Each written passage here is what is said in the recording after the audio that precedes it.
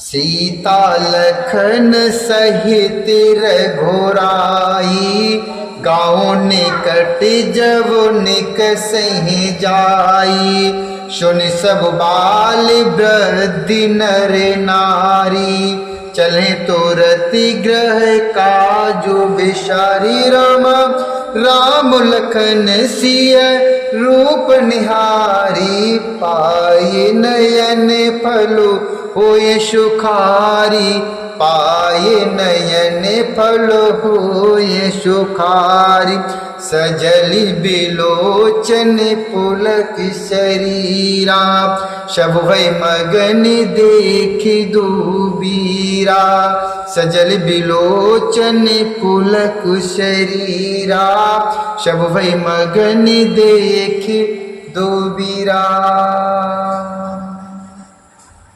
सीता जी और लक्ष्मण जी सहित श्री रघुनाथ जी जब किसी गांव के पास से जा निकलते हैं, तब उनका आना सुनते ही बालक क्या बूढ़े स्त्री पुरुष और सब अपने घर और काम काज को छोड़कर भूलकर तुरंत उन्हें देखने के लिए चल देते हैं। श्री राम लक्ष्मण और सीता जी का रूप देखकर नेत्रों का अर्थात परम फल पाकर वे सुखी होते हैं।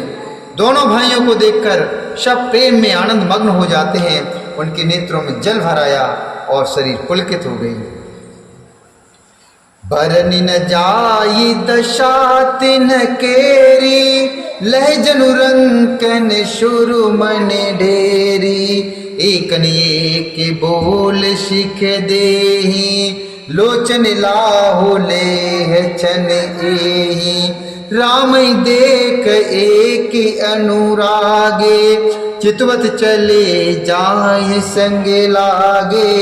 एक नयन मग छब उरयानी, होय शिथिल तनु मन बरबानी। होय शिथिल तन मन बरबानी।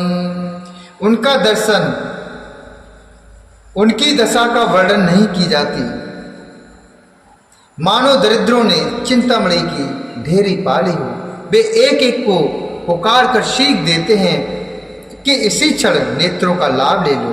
कोई श्री रामचंद्र जी को देखकर ऐसे अनुराग में भर गए हैं कि वे उन्हें देखते हुए उनके साथ लगे चले जा रहे हैं।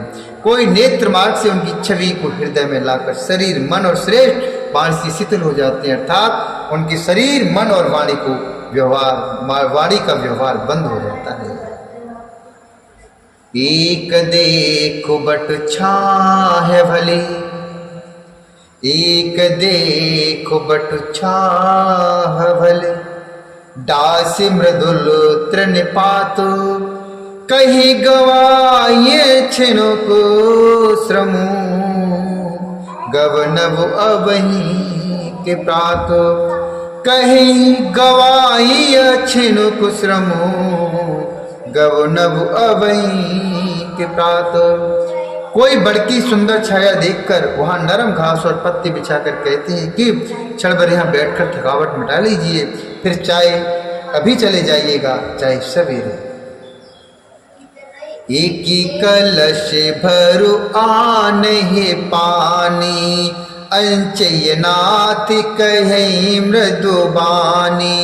सुन प्रिय बचन प्रीति अति देखी, राम कृपाल सुशील विशेषी। जानि श्रमित सीय मनु माही, घर के विलंब कीनु बट छाही। मुदित नारी नर देखें शोभा, रूप अनूप नयन मनु लोभा। कोई घड़ा भरकर पानी ले आता है, कोई घड़ा भरकर पानी लेकर आते हैं और कोई कोमल वाणी से कहते हैं नाथ आचमन तो कर लीजिए। उनके प्यारे वचन सुनकर और उनका अत्यंत प्रेम देखकर दयालु और परम सुशील श्री रामचंद्र जी ने मन में सीता जी को थकी हुई जानकर घड़ी भर बड़ की छाया में विश्राम किया। स्त्री पुरुष आनंदित होकर शोभा देखते हैं। अनुपम रूप ने उनके नेत्र और मनों को लुभा लिया है। एक टक शव शोभे चहु ओरा, रामचंद्र मुख चंद चकोरा। तरनु तमालु बरन तनु शोहा, देखत कोटि मदन मनु मोहा। दामिनी बरन लखन सुठनी के, न किसी को सुबग भावते जी की। मुनिपट कटिन कसे तू नीरा, शोहे कर कमलन धनु तीरा। शोहे कर कमलन धनु तीरा। सब लोग टकटकी लगाए श्री रामचंद्र जी के मुखचंद्र को चकोर की तरह अर्थात तन्मय होकर देखते हुए चारों ओर शोभित हो रहे हैं। श्री राम जी का नवीन तमाल वृक्ष के रंग का श्याम शरीर अत्यंत शोभा दे रहा है, जिसे देखते ही करोड़ों कामदेवों के मन मोहित हो जाते हैं। बिजली के जैसे रंग के समान लक्ष्मण जी बहुत ही भले मालूम होते हैं। वे नक्शे शिका तक सुंदर और मन को बहुत भाते हैं। दोनों मुनियों के अर्थात वल्कल आदि वस्त्र पहने हैं और कमर में तरकस कसे हुए कमल के समान हाथों में धनुष बाण शोभित हो रही है। जटा मुकुट शीसन सुभग और भुज नयन विशाल। सरद परबो बेदो बदन बर लसत श्वेद कन जाल। सरद परबो बेदो बदन बर लसत श्वेद कनजाल। उनके सिरों पर सुंदर जटाओं के मुकुट हैं, बच्चा स्थल भुजा और नेत्र विशाल हैं और सर्प पूर्णिमा के चंद्रमा के समान सुंदर मुखों पर पसीने की बूंदों का समूह शोभा हो रहा है अर्थात शोभित हो रहा है, शोभा दे रहा है।